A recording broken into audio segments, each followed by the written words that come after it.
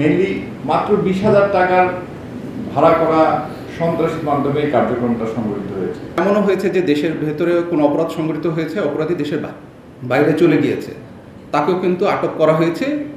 অতি সম্প্রতি আপনারা এরকম উদাহরণ কিন্তু দেখেছেন, খুবই চাঞ্চল্যকর ঘটনা এরকম ঘটেছে, কিন্তু তাকেও সেখানে আটক করা হয়েছে এবং সেখান থেকেও দেশে ফেরত এনে পরবর্তী যে আইনি কার্যক্রম সেগুলো কিন্তু চলমান রয়েছে। গতকাল রাজধানীর মহাখালীতে অবস্থিত জাতীয় ক্যান্সার গবেষণা ইনস্টিটিউট ও হাসপাতালের উপপরিচালক ডক্টর আহমেদ হোসেন কয়েকজন দুর্বৃত্তকারী দ্বারা আকস্মিক হামলার শিকার হন। তিনি বিকাল 4টার দিকে অফিস শেষ করে ক্যান্সার হাসপাতাল থেকে তার বাসায় ফেরার উদ্দেশ্যে ব্র্যাক ইউনিভার্সিটির যে পুরনো ক্যাম্পাস আছে সেই ক্যাম্পাসের পেছনের গলি দিয়ে তার বাসায় ফিরে যাচ্ছিলেন।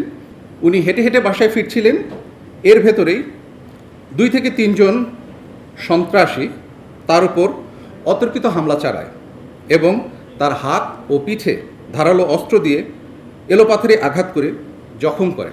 উক্ত ঘটনায় জড়িতদের গ্রেফতারের লক্ষ্যে র্যাবের গোয়েন্দা বাহিনী সাথে সাথেই মাঠে নেমে যায়। আমাদের নজরদারি বৃদ্ধি করি এবং আমরা সাথে সাথেই যে তথ্য প্রমাণ হাতে পাই তার ভিত্তিতে আমাদের কাজ শুরু করে দিই। এরই ধারাবাহিকতায় র্যাব 1 এবং র্যাব সদর দপ্তরের গোয়েন্দা শাখার যৌথ অভিযানে আজ 21 এপ্রিল 2026 তারিখে ঘটনার সাথে সম্পৃক্ত 5 জনকে গ্রেফতার করেছি।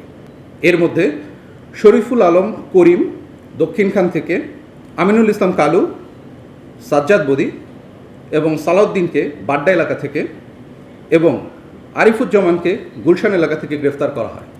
গ্রেফতারকৃত যে 5 জন আসামি আছেন তাদের নামে দেশের বিভিন্ন থানায় এক বা একাধিক মামলা আগে থেকেই আছে।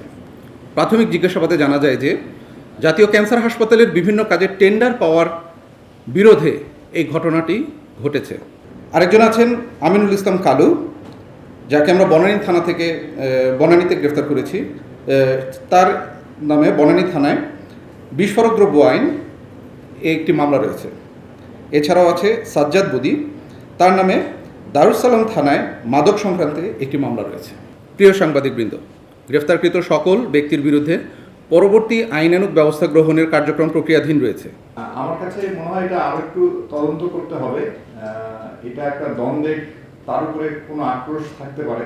আমাদের প্রাথমিক তদন্তে যেটা আসছে, বর্তমানে বিদেশে যে আছে সে হচ্ছে রুবেল, তারই পক্ষে কাজ করেছে যে নামটা আমরা বললাম বাংলাদেশে করিম।